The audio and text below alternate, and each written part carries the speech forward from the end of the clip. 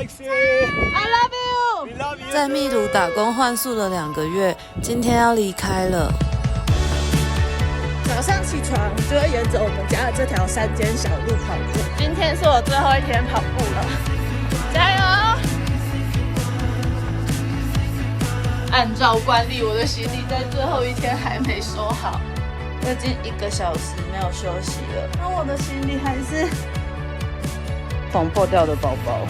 现在时间是10点半，我终于把行李收得差不多了。我们家前面那里有一个教堂。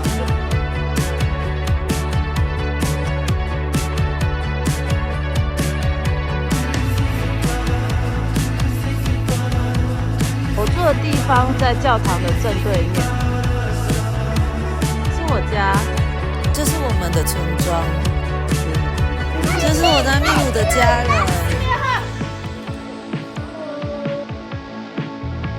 等公车。我其实今天去山上有摔车，